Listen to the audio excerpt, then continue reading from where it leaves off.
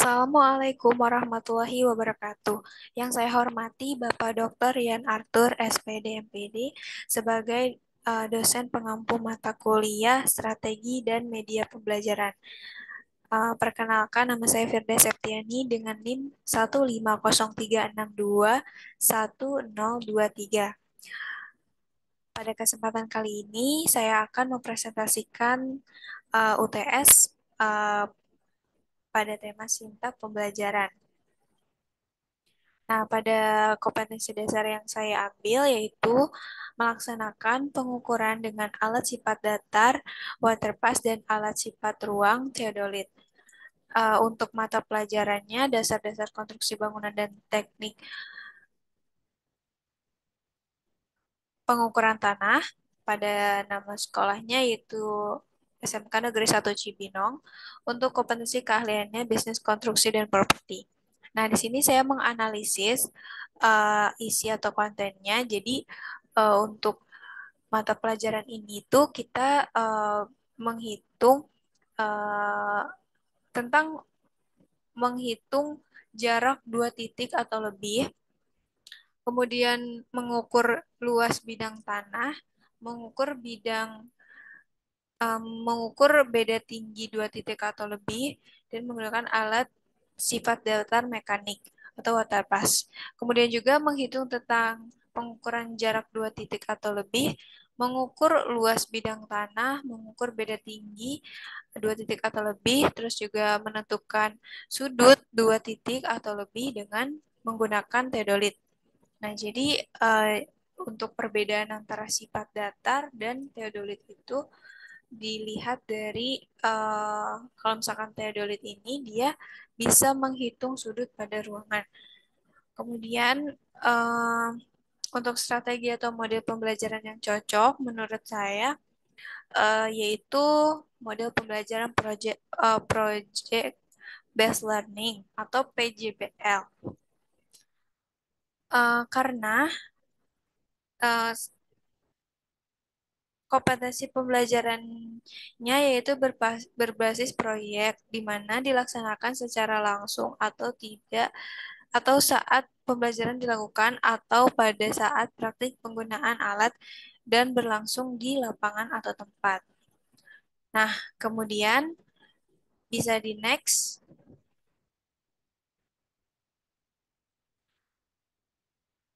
Di sini pada pendahuluan sintaknya, di sini yang pertama ada apersepsi, yaitu ada berdoa dan memberi salam sebelum memulai pembelajaran. Kemudian guru memeriksa kehadiran siswa. Kemudian yang kedua, guru guru memotivasi siswa agar senantiasa fokus, disiplin, penuh tanggung jawab di dalam mengikuti proses belajar.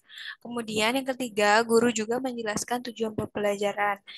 Yang keempat, guru membagi siswa ke dalam beberapa kelompok dengan harapan dapat bekerja sama dan aktif.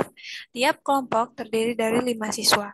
Kemudian yang terakhir, memberikan pertanyaan untuk membuat kelas yang aktif. Nah, selanjutnya untuk kompetensi inti, di sini ada pengetahuan di mana siswa dapat memahami, menerapkan, menganalisis, dan mengevaluasi tentang pengetahuan faktual, konseptual, operasional, dasar, dan metakognitif sesuai dengan bidang dan lingkup kerja dasar-dasar teknik konstruksi dan properti pada tingkat teknis, spesifik detail, dan kompleks, berkenan dengan ilmu pengetahuan, teknologi, seni, budaya, dan humaniora dalam konteks pengembangan potensi diri sebagai bagian dari keluarga, sekolah, dunia kerja, warga masyarakat nasional, regional, dan internasional.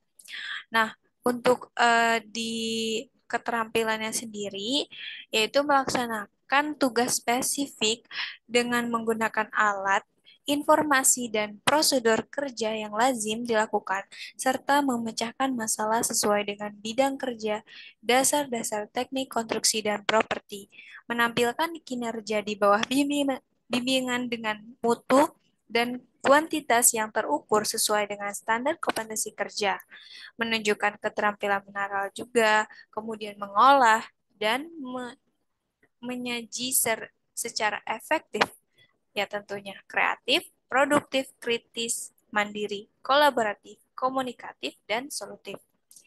Dalam ranah abstrak terkait dengan pengembangan diri yang dipelajari di sekolah, serta mampu melaksanakan tugas spesifik di bawah pengawasan langsung, kemudian menunjukkan keterampilan mempersepsi, kesiapan meniru, membiasakan, kemudian juga ada gerak mahir, menjadikan gerak alami dalam ranah konkret terkait dengan pengembangan dari yang dipelajarinya di sekolah, serta mampu melaksanakan tugas spesifik di bawah pengawasan langsung. Nah, di sini juga ada penutup. Jadi, yang pertama, guru memberikan tes tertulis sebagai evaluasi hasil praktek dan menarik kesimpulan. Kemudian, guru melakukan refleksi bersama siswa. Kemudian, guru memberikan feedback terhadap proses dan hasil pembelajaran. Dan yang terakhir, guru menginformasikan materi pembelajaran untuk pertemuan selanjutnya. Nah, untuk asesmen atau penilaian, di sini ada penilaian sikap, penilaian pengetahuan, dan penilaian keterampilan. Di mana penilaian sikap di sini yang diambil yaitu ada tanggung jawab terhadap tugas atau juga alat yang sedang digunakan gitu. Jika terjadi hal yang tidak diinginkan, maka siswa dapat bertanggung jawab. Kemudian di sini dari kehadirannya itu sendiri dan disiplin atau tidaknya siswa.